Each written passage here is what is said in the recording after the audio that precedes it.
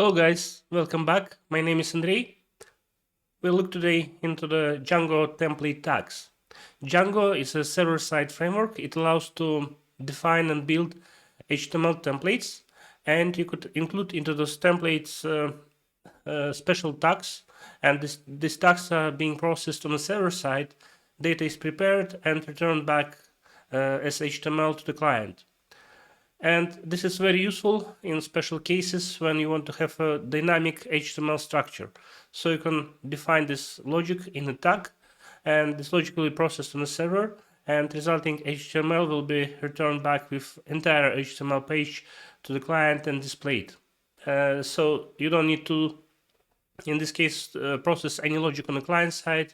You can put all this complexity on the server, and I personally love it, especially for some use cases where you don't want to overload client side and you want to process the logic on the server side closer where the data is, like some use cases related to data validation when you don't want to do validation twice, both on server side and the client side and so on, things like that.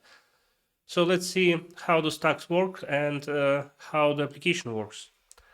Let's go to my screen, and this is the web page with the documentation for Django template tags. You can browse through entire list of tags with all the descriptions and so on. So the main idea that you have those curly brackets, then percentage sign, and you can put expression, which is expression is written in Python language with specific syntax related to Django. And this expression, as I mentioned before, is executed on the server side, and whatever result you get back in the form of HTML is being sent to the client together with entire page. Right, so let's look into my application. So I got here like a base template, and then there is another like a sidebar template and footer template, and those templates are included into the base. For example, this is the include for the sidebar, and this include for the footer, and include is also Django template tag that allows to reference another HTML file and include into the main file. This way you split the HTML code better and allow reusability. Okay, so that's one example. Second one is in footer. If I scroll down over here, I have another expression, and I reference Django keyword now, and this keyword returns current date. And with the proper format, I tell to display only portion of the year without month and date. So this means I could dynamically return current year, for example. So that's quite useful. Another example where I'm using Django expression tag is inside the sidebar. For example, I'm checking if the current page is upload is not equal to upload, not to mapping, and not so on. Then this menu item should be hidden, right? And getting the current name, whatever page is loaded through Django application from request path variable. Another example is over here for the link action. I'm executing another expression URL, and I'm referring upload. So in Django navigation configuration, upload is mapped to the certain HTML page, and URL action allows to load that page. Okay, another thing is when the menu item is selected, then we would like to highlight this menu item as a current.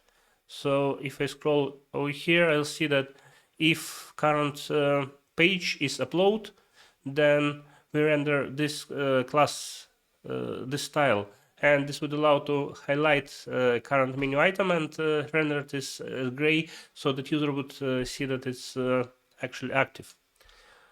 Okay, so let's run quickly the application, and let's see how the stacks actually work.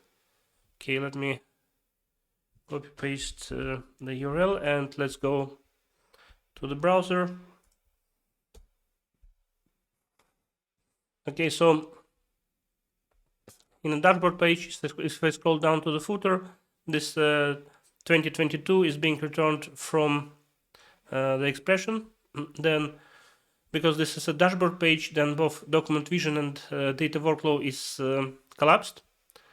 If I expand and if I open document, or if I open upload, then current menu item is highlighted. If I go to mapping, then mapping menu item is highlighted because it's current. If you go to upload, then upload is highlighted.